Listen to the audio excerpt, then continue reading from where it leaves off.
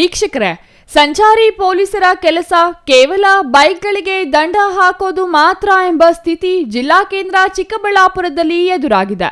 ಹಾಗಾಗಿಯೇ ಜನರ ಜೀವಕ್ಕೆ ಅಪಾಯ ಎದುರಾಗುವ ಎಲ್ಲ ಆತಂಕಗಳಿದ್ದರೂ ಅತ್ತ ತಿರುಗಿಯೂ ನೋಡುತ್ತಿಲ್ಲ. ಇಲ್ಲೊಮ್ಮೆ ನೋಡಿ, ಇದು ಅಪ್ಪೆ ಆಟೋ. ಇದರಲ್ಲಿ ಕಾನೂನು ಪ್ರಕಾರ ಕೇವಲ 3 ಪ್ರಯಾಣಿಕರನ್ನು ಮಾತ್ರ ಕರೆದೊಯ್ಯಲು ಅವಕಾಶವಿದೆ.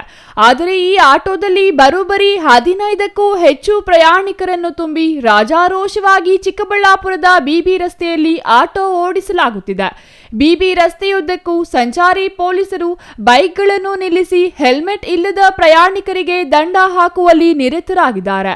ಆದರೆ ಹೀಗೆ ಕುರಿಗಳಂತೆ ಜನರನ್ನು ತುಂಬಿಕೊಂಡು ಹೋಗುವ ಆಟೋಗಳತ್ತ ಈ ಸಂಚಾರಿ ಪೊಲೀಸರು ಅಪ್ಪಿತಪ್ಪಿಯೂ ಕಣ್ಣು ಹಾಯಿಸುವುದಿಲ್ಲ.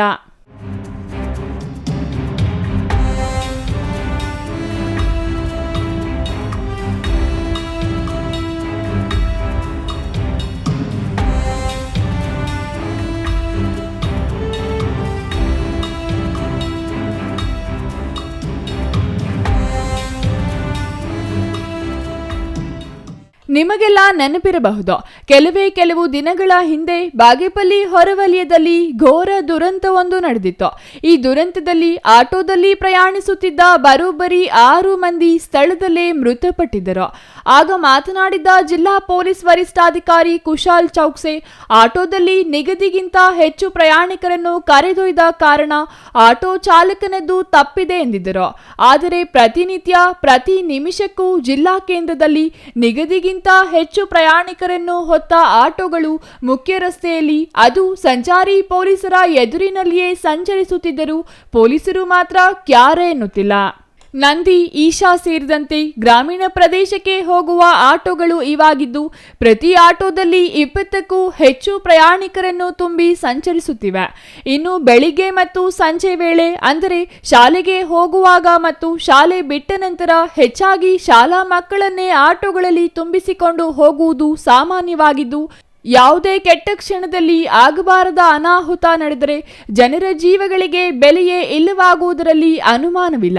ಪರಿಸ್ಥಿತಿ ಇಷ್ಟು ಗಂಭೀರವಾಗಿದ್ದರೂ ಚಿಕ್ಕಬಳ್ಳಾಪುರ ಸಂಚಾರಿ ಪೊಲೀಸರು ಮಾತ್ರ ಇದಕ್ಕೂ ತಮಗೂ ಸಂಬಂಧವೇ ಇಲ್ಲ ಎನ್ನುವಂತೆ ವರ್ತಿಸುತ್ತಿದ್ದಾರೆ. 3 ಮಿತಿ ಇರುವ ಆಟೋದಲ್ಲಿ 20 ಮಂದಿಯನ್ನು ತುಂಬಿಕೊಂಡು ಕಣ್ಣೆದುರಿಗೆ ಹೋಗುತ್ತಿದ್ದರು. ಅತ್ತ ತಿರುಗಿ ನೋಡದ ಸಂಚಾರಿ ಪೊಲೀಸರ ಕಾರ್ಯವೈಖರಿ ನಿಜವಾಗಿಯೂ ಅಭಿನಂದನೀಯವಾದುದೆಂದರೆ ತಪ್ಪಾಗಲಾರದು. ಯಾಕೆಂದರೆ ಮುಂದಿನ ದಿನಗಳಲ್ಲಿ ಆಗಬಾರದ ಅನಾಹುತ ಆದರೆ ಅದರ ಸಂಪೂರ್ಣ ಜವಾಬ್ದಾರಿ ಇದೇ ಸಂಚಾರಿ ಪೊಲೀಸರದ್ದು ಎಂಬುದು ಪಾಪ ಅವರು ಮರೆತಂತಿದೆ.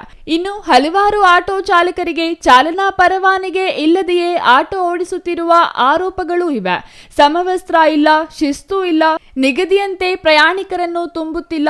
ಇಷ್ಟೆಲ್ಲ ಅವಾಂತರಗಳು ನಡೆಯುತ್ತಿದ್ದರೂ ಸಂಚಾರಿ ಪೊಲೀಸರು ಮಾತ್ರ ಕೇವಲ ಹೆಲ್ಮೆಟ್ ಧರಿಸದ ಬೈಕ್ ಸವಾರರಿಗೆ ದಂಡ ಹಾಕುವಲ್ಲಿ ಬ್ಯುಸಿಯಾಗಿದ್ದಾರೆ.